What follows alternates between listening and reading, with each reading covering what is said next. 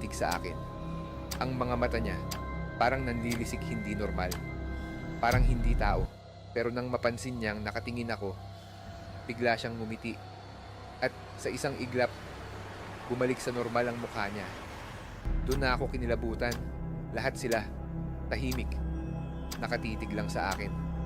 Walang kumikibo, walang kumukurap. Parang may mali. Sige po, uuwi na ako. Nanginginig kong sabi. Tumayo ako. Uuwi lang ako saglit. Hinahanap na ako, sabi ko kay Juniper. Pero hindi siya sumagot. Hindi sila sumagot. Lahat sila. Nakatingin lang. Hindi na ako lumingon. Tumakbo ako palabas. Pero habang naglalakad ako palayo, may nararamdaman akong sumusunod. Hindi ko sila nakikita. Pero alam kong nandyan sila. Sa likod ko, sa gilid, sa dilim. Mas bumilis ang lakad ko. Hanggang sa narinig ko ang mga yabag, palapit. Mas mabilis.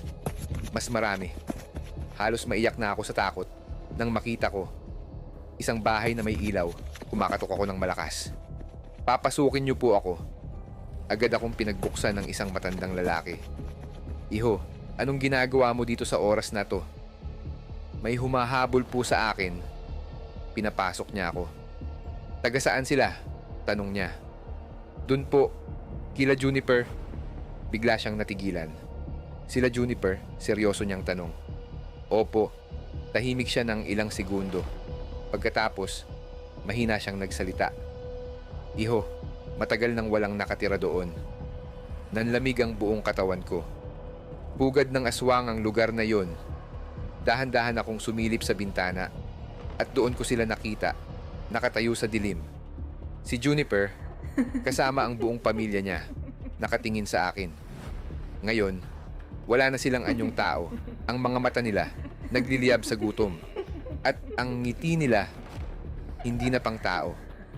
Iho, sabi ng matanda, ang lahi nila, hindi tao.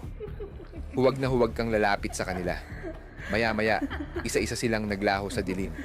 Pero alam ko, hindi sila umalis. Naghihintay lang ang huling tingin ni Juniper.